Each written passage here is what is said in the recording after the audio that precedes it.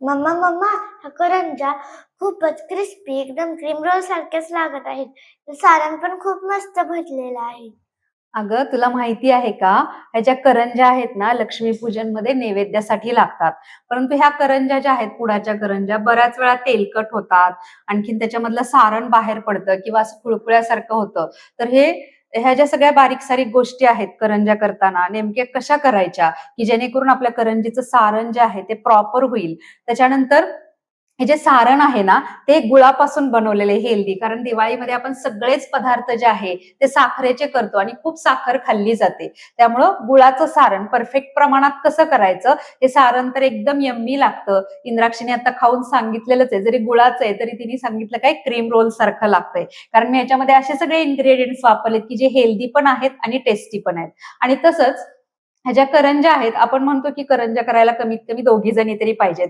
परंतु एकटीनेच ह्या करंज्या कमी वेळामध्ये फटाफट कशा करायच्या ह्या सगळ्या ट्रिक्स ह्या व्हिडिओमध्ये मी तुम्हाला सांगितलेल्या आहेत. आणि त्यामुळे व्हिडिओ शेवटपर्यंत पहा. आणि व्हिडिओ पाहता पाहता नेहमीप्रमाणेच मी सांगते, मोठ्या मनाने उजव्या हाताचा अंगठा सबस्क्राईबवर ठेवा, डाव्या हाताचा अंगठा लाईकवर ठेवा आणि व्हिडिओ शेवटपर्यंत पहा. आता आपण पाहूया ह्या करंज्या कशा करायच्या. Welcome to Nanda's unique kitchen. करंजीची पारी करण्यासाठी वाटीने मोजून 4 वाटी एवढा मी मैदा घेतलेला आहे ह्या भांड्यामध्ये. बरोबर सपाट वाटी आहे. त्याच्यामध्ये आपण थोडंसं मीठ टाकून घेऊयात. मीठ टाकल्यानंतर बेकिंग पावडर टाकायची आपल्याला आणि तीही अगदी थोडी. चिमटीने मोजून 2 चिमूट एवढीच आपण बेकिंग पावडर ह्याच्यामध्ये टाकणार आहे. आणि हे टाकल्यानंतर आपण ह्याच्यामध्ये ब्लेंडर फिरवून घ्यायचं, म्हणजे हे सगळं मिक्स होतं छान. 1 मिनिट भरासाठी ब्लेंडर फिरवायचा. आता ह्याच्यामध्ये फक्त वितळवलेलं तूप टाकायचंय 4 चमचे. गरम नाही करायचं.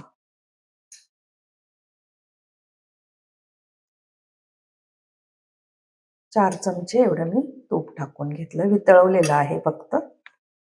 आणि परत एकदा ह्याच्यामध्ये आपण ब्लेंडर फिरवून घ्यायचा, म्हणजे हे छान मिक्स होतं.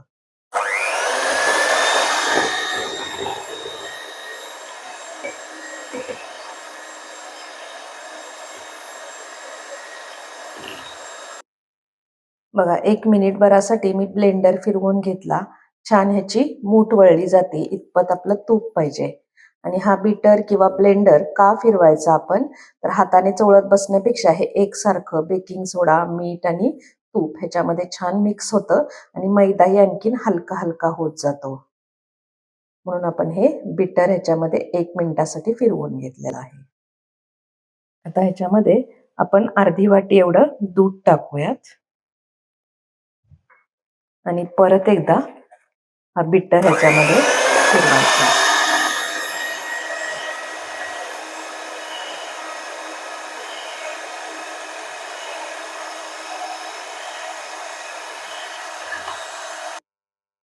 एक मिनिट भरासाठी ब्लेंडर फिरवून घेतला. आता हे बऱ्यापैकी पीठ बघा आपलं ओलसर झालेलं आहे. आता ह्याच्यामध्ये गरजेप्रमाणे आपण पाणी टाकून एकदम घट्ट अशी कणिक ह्याची मळून घ्यायची. अर्धी वाटी एवढं मी दूध टाकलं होतं.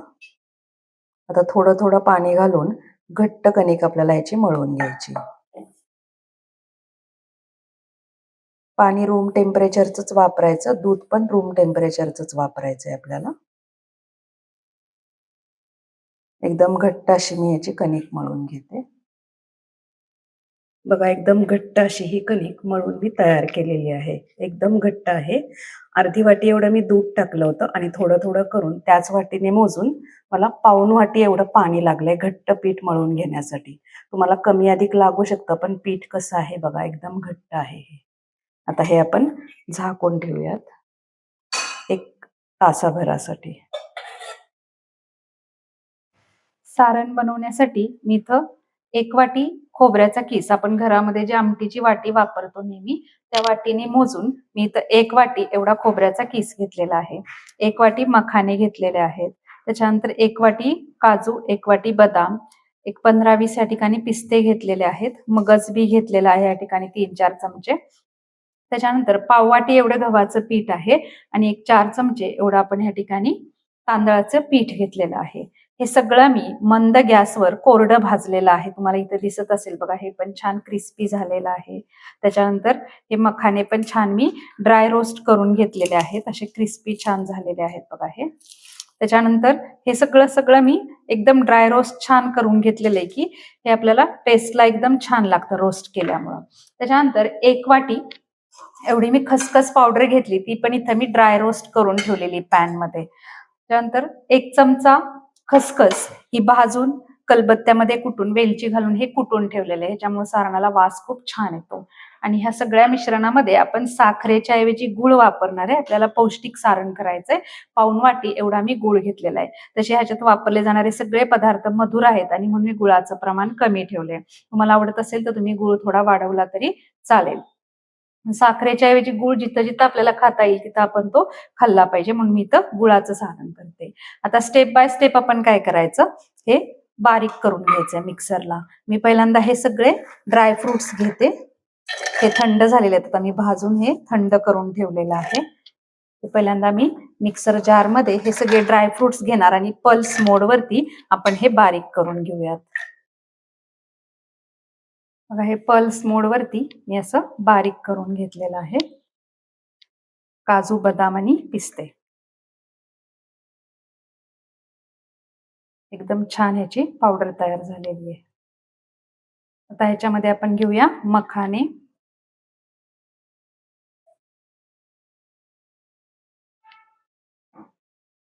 बघा, मी मिक्सर जार मध्ये मखाने, मगजबी आणि खोबरं घेतलेलं आहे. ही दुसरी बॅच चालली आपली. बघा, हे खोबरं, मगजबी आणि मखाने त्याची पण पावडर तयार करून घेतली आपण. खोबरं छान भाजलंय. मंद गॅसवर हे सगळं रोस्ट करायचं. रोस्ट करायला थोडा वेळ द्यायचा. 2-2, 3-3 मिनिटात होऊन जातं हे रोस्टिंगचं काम. प्रमाण मी तुम्हाला सांगितलेलंच आहे, फक्त रोस्ट करायला वेळ द्या. एका वेळी गॅसवर 2 पॅन ठेवायचे. दोन्ही बाजूला 1-1, 2-2 वस्तू आपण ह्या भाजून घ्यायच्या. दोन्ही पॅन मध्ये एका बाजूला एक, दुसऱ्या बाजूला दुसरी, अशा वस्तू आपल्या ह्या भाजून होतात पटपट. आता आपल्याला काय करायचंय, ह्याच्यामध्ये गूळ मिक्स करायचंय. त्याच्यानंतर हे खसखस आणि वेलची जे आपण कुटून घेतलेले आहेत ते पण आपण मिक्स करूयात. आपण इथं बाजूला भाजून ठेवलेली आहे खारीक पावडर. खारीक पावडर नसेल तर खारकीचे तुकडे तुपात तळायचे आणि ते मिक्सरला फिरवायचे, पटकन बारीक होतात. त्याच्यानंतर आपण जी पिठं भाजून घेतलेली आहेत, ती पिठं मी सगळं कोरडं भाजलेलं आहे, कशालाही तुपाचा उपयोग केलेला नाही. आता हे सगळं आपण एकत्र मिक्स करायचंय.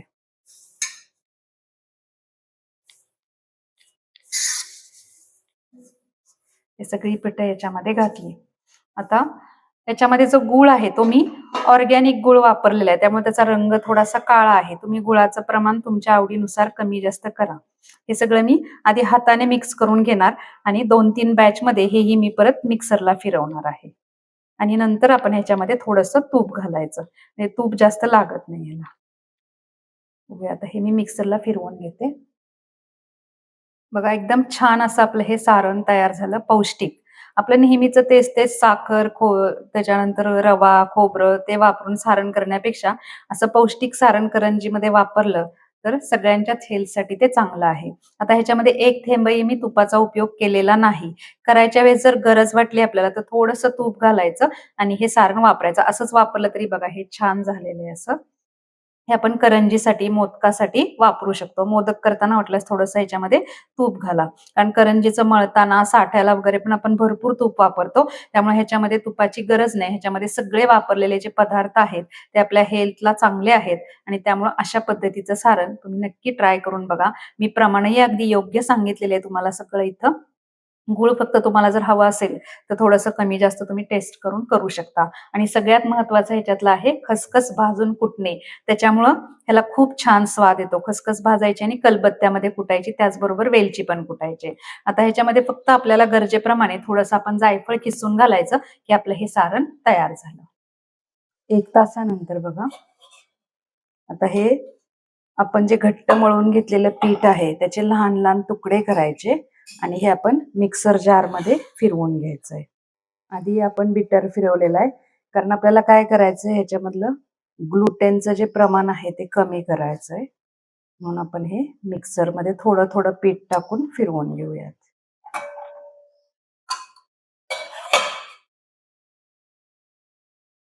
पल्स मोडवर हे मिक्सरला फिरवून घेतलंय. हाताने मळून घ्यायचा त्रासही आपला कमी होतो आणि छान आपल्याला ह्याचा गोळा तयार करता येतो बघा, मऊ असा. असंच आपण सगळं पीठ फिरवून घेऊयात. हे सगळं पीठ मी मिक्सरला फिरवून त्याच्या एकसारख्या आकाराचे छान असे 5 गोळे तयार करून घेतलेले आहेत. आता साठा बनवण्यासाठी मी वाटीमध्ये सेमी लिक्विड फॉर्म मध्ये 2 चमचे एवढं तूप घेतलेलं आहे. आता हे तूप जे आहे ना, नुसतं असं आधी फेटून घ्यायचं 1 मिनिट भरासाठी. चांगलं फेटून घ्यायचं हे तूप. गोल वाटी घेतली ना, त्याला चमचा दाबत दाबत हे पीठ हे जे तूप आहे ते छान आपण असं फेटून घेऊयात. आता त्या फेटलेल्या तुपामध्येच मी 3 चमचे एवढी व्हॅनिला कस्टर्ड पावडर टाकली आणि तेही छान असं चमच्यानेच फेटून घेतलेलं आहे. कन्सिस्टन्सी बघा ही अशी असली पाहिजे. खूप पातळही नाही आणि खूप घट्टही नाही. हे खूप छान फेटून घ्यायचं फक्त. खूप जास्त जरी आपण ह्याच्यामध्ये कस्टर्ड पावडर किंवा तुम्ही कॉर्नफ्लॉवर टाकू शकता, तांदळाचं पीठ टाकू शकता. ते जास्त प्रमाणात झालं तर करंजी तळताना ते तेलामध्ये खाली बसताना जळतं.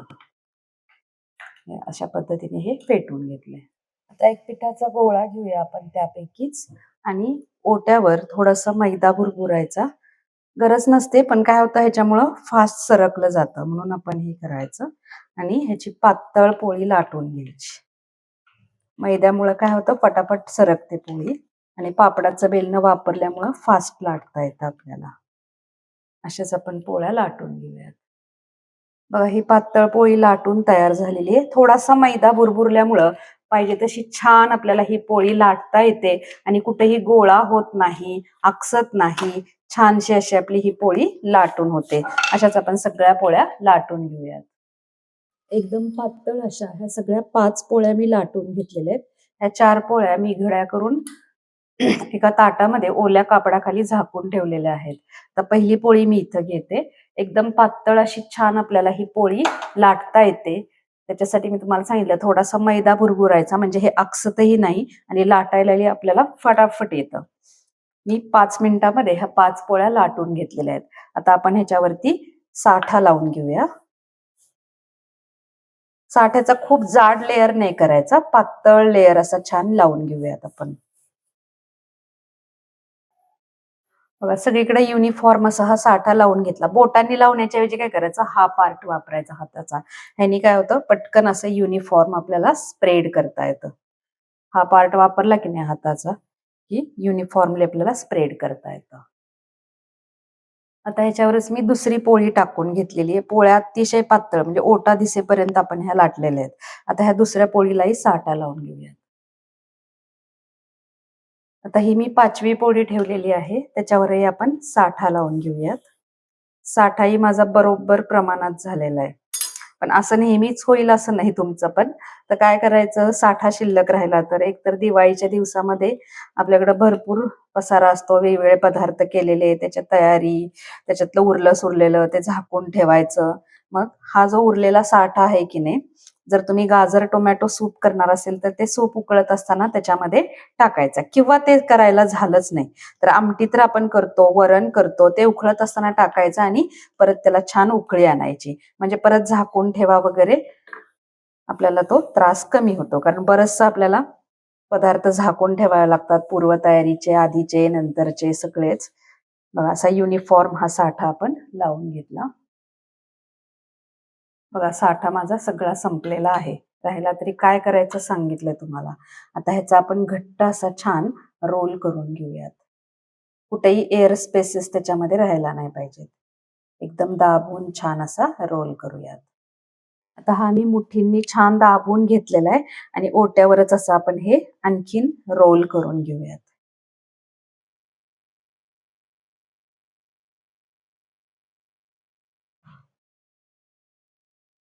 मुठींनी असं मी छान दाबून घेतलेलं आहे आधी आणि मग रोल केलाय. दाबून घेतलं की ते लांबवता येतं आपल्याला पाहिजे तेवढं. ओट्यावर केलं ना म्हणजे फटाफट होतं. पोळपाटावर खूप खेळत बसायला लागतं आपल्याला. कारण करंजी हे काम असं आहे की त्याला जास्त वेळ जातो. मग ते कमी वेळामध्ये कसं करता येईल ते आपण जरा डोकं लावायचं. आता आपण हे कट करून घेऊयात. कट करताना मी मध्ये आधी कट करते ह्याला जरा, म्हणजे आपल्याला एकसारख्या आकाराच्या लाट्या एकदम करता येतील दोन्हींच्या. मी म्हंटल ना, आपण डोकं चालवून जरा फटाफट काम करायचं बघायचं, कारण ते लांबच्या लांब आपण तसंच कट करत बसलो ना तर खूप वेळ जातो आपल्याला. हे सगळं आपण कट करून घेऊयात एकसारख्या आकारामध्ये. बघा, हे एकसारख्या आकाराच्या सगळ्या लाट्या मी तयार करून घेतलेल्या आहेत. आपण जे 4 वाटीचं प्रमाण घेतलेलं आहे ते वजनी म्हणाल तर साधारण 300 ते 350 ग्रॅम एवढा मैदा असेल. तर ह्याच्यामध्ये आपल्या चांगल्या मोठ्या आकाराच्या अशा 25 करंज्या तयार होतील. आता ह्या लाट्या आपण भांड्यामध्ये झाकून ठेवूयात. आता त्यापैकीच एक लाटी घेतली, बोटाने असं मध्ये प्रेस करायचं ह्याला, आणि पहिलं उभं लाटून घ्यायचंय. थोडस बोटाने प्रेस केल्यामुळे काय होतं, लेअर कडेला येतात. उभं जास्त लाटायचं नाही, एवढंच लाटायचं उभं. आणि आता मध्ये लाटणं ठेवायचं आणि असं फिरवायचं, की जेणेकरून दोन्ही बाजूला त्याचे लेयर्स बाहेर पडले पाहिजेत. हे बघा, मध्ये पातळ आणि कडेला जाड अशी ही करंजी आपली लाटून, करंजीची पाती लाटून तयार करायची. आणि आकार बरोबर ह्याचा स्क्वेअर यायला पाहिजे, चौकोनी यायला पाहिजे, म्हणजे करंजी आपण भरल्यानंतर त्याचा आकारही छान येतो. आयताकृती ही पाती नाही लाटायची. अशीच आपण लाटूयात पाट्या. आणखीन एक लाटून दाखवते मी तुम्हाला. हे बघा, मध्ये मी बोट ठेवले बरोबर. मध्ये बोट ठेवल्यामुळे काय होतं, सगळे लेयर्स कडेला जातात ह्याचे. आणि उभं थोडंसंच लाटायचं आपल्याला, जास्त नाही. जास्त उभं लाटलं ना मग करंजी आयताकृती होते आणि पाती आयताकृती होते आणि करंजीचा आकार बिघडतो. मध्येच फक्त लाटणं फिरवायचं आणि असं लाटायचंय. हे लेयर्स सगळे दोन्ही बाजूला गेले पाहिजेत. करंज्या लाटून फटाफट होतात. साठ्यामध्ये तुपाचं प्रमाणही आपलं परफेक्ट आहे, साठाही परफेक्ट आहे. नाही तर लाटताना काय होतं, असे ह्यातले लेअर लाटण्याला चिटकून येतात जास्त प्रमाणात जर झालं तर. हे परफेक्ट लाटता येते आणि मध्ये पातळ आणि कडेला जाड बरोबर, की जेणेकरून काय होतं की तळताना कडेच्या बाजूंना तूप मिळतं आणि ती कडेची बाजू शेकली जाते, पण मध्ये तेवढं आतपर्यंत तूप जात नाही. त्यामुळे मधली बाजू जी आहे ती पातळ असायला पाहिजे. मग आता ह्या सगळ्या 25च्या 25 पात्या मी 5 ते 7 मिनिटात फटाफट लाटल्या. एकट्याने करायचं म्हणलं तरी होतं, फक्त टेक्निक वापरायचं. एक लाटायची ते भरायचं असं करण्यापेक्षा हे ओल्या कापडाखाली झाकून ठेवायच्या. आता आपण भरून घेऊयात. ह्या करंज्या आपण भरून घ्यायच्यात. आता मी हातावर एक पाती घेतलेली आहे लाटलेली, त्याला 4ही बाजूंनी दूध लावून घेऊया आपण. पाणी लावलं तरीही चालेल, कारण हे पीठ आपण ग्लुटेन फ्री करून घेतलेलं आहे आणि त्यामुळे करंजी भरल्यानंतर ती व्यवस्थित पॅक होत नाही आणि तेलामध्ये तळताना ती ओपन होते. ओपन झाली की आतही तूप जातं आणि त्याच्यामधलं सारणही बाहेर येतं. बाहेर आलेलं सारण, त्याच्यामध्ये गुळ किंवा साखर असेल तर ते फार चिकट होतं आणि काळपट असं दुसऱ्या करंज्यांना लागतं आणि करंज्या खराब दिसतात. बघा, आता हे प्रेस करताना कसं केलेलं आहे, जे लेयर्स आलेले आहेत आपण लाटताना त्याच्या आत बरोबर ही करंजी बोटाने दाबून दाबून प्रेस करून घ्यायची व्यवस्थित. हे जास्त महत्वाचं आहे. आणि पीठ वगैरे आपण प्रॉपर केलं की नाही की फटाफट होतं. खूप लूज ठेवायचं नाही किंवा खूपही घट्ट करायचं नाही. बघा, हे लेयर्स तसेच ठेवून मी आत दाबून घेते. आता हे कापडाखाली झाकून ठेवायचंय, कारण आपण एकट्यानेच करतोय त्यामुळे 2च करंज्या करायच्या, तळायच्या, मग त्याच्यात फार वेळ जातो. असं हे केलं की फटाफट होतं. दुसरी पाती मी तुम्हाला भरून दाखवते. त्याच्याही 4ही बाजूंना दूध लावून घेतले. परत सगळ्या एका आकाराच्या आपण हे लाट्या केल्यामुळं करंज्याचा आकार एकसारखा होतो आणि स्क्वेअर शेप मध्ये आपण लाटून घेतले, त्यामुळे करंज्यांचा आपला शेपही छान होतो. सारणही आपण भरपूर घालतोय बघा, आणि हेल्दी सारण आहे आपलं हे, गुळाचं आणि ड्रायफ्रुट्सचं. थंडीच्या दिवसामध्ये असं हेल्दी खाऊया जरा. रवा साखर तर आपण नेहमीच खातो. जर तुम्हाला गुळ आवडत नसेल, साखर वापरली तरीही चालेल. मी प्रेस कसं करते बघा. थोडासा व्हिडिओ बाजूला गेलाय, सॉरी. पण तुमच्या लक्षात येते मला काय सांगायचं आहे. जे लेयर्स आहेत त्याच्या आत आत मी दाबून घेते पहा. अशा सर्व करंज्या आपण भरून घेऊयात.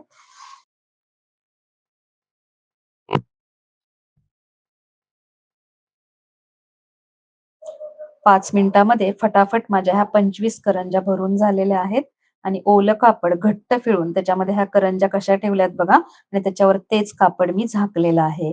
एकटीने करण्यासाठी ही टीप आहे.